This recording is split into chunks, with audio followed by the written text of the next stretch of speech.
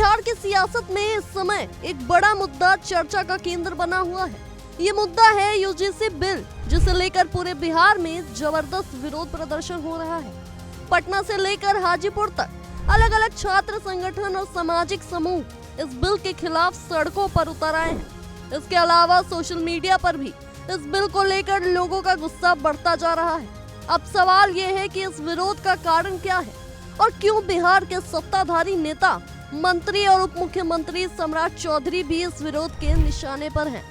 UGC bill 2026 की घोषणा ने बिहार में सियासी और सामाजिक हलचल मचा दी है। दरअसल इस बिल में 2012 के एक अहम नियम को हटा दिया गया है, जिससे बिहार के सवर्ण वर्ग के शिक्षकों और छात्रों में आक्रोश की लहर फैल गई है।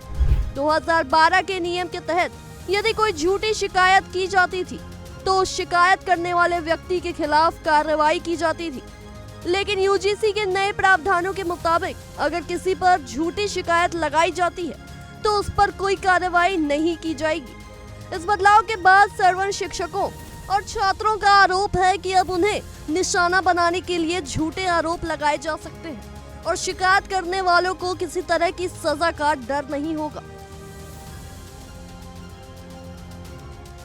इसका मतलब ये है कि समाज के एक वर्ग को अनावश्यक रूप से परेशान करने और उसे दोषी ठहराने की संभावनाएं बढ़ सकती हैं। इस बदलाव को लेकर बिहार और झारखंड के कई संगठनों ने इसका विरोध किया है और इसे संविधान की मूल भावना के खिलाफ बताया है। बिहार में इस बिल को लेकर विरोध सिर्फ छात्रों और शिक्षकों तक ही सीमित नहीं है, राजनीतिक गलियारों में भी हलचल मच गई है। खासतौर पर बिहार एनडीए के नेता, मंत्री और उप मुख्यमंत्री सम्राट चौधरी इस विरोध के निशाने पर हैं।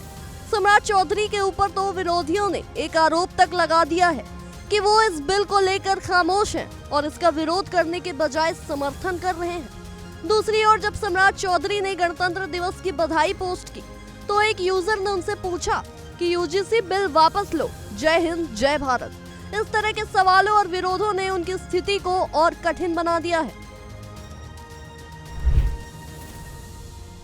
बिहार के सोशल मीडिया पर भी इस बिल के खिलाफ गुस्से की लहर चल रही है।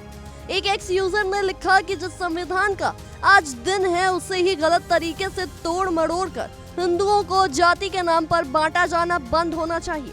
यूजीसी बिल को रोल बैक किया जाना चाहिए। इस तरह की टिप्पणियों से ये स्पष्ट हो रहा है कि ये विरोध केवल राजनीतिक दलों तक सीमित नहीं, बल्कि आम लोगों में भी इस बिल को लेकर गहरी नाराजगी है। बिहार में बीजेपी के कई नेताओं ने भी इस बिल के खिलाफ अपनी आवाज उठाई है। बीजेपी के ही कुछ नेताओं ने ये साफ कर दिया है कि वो पार्टी लाइन से बाहर जाकर भी इस बिल का विरोध करेंगे।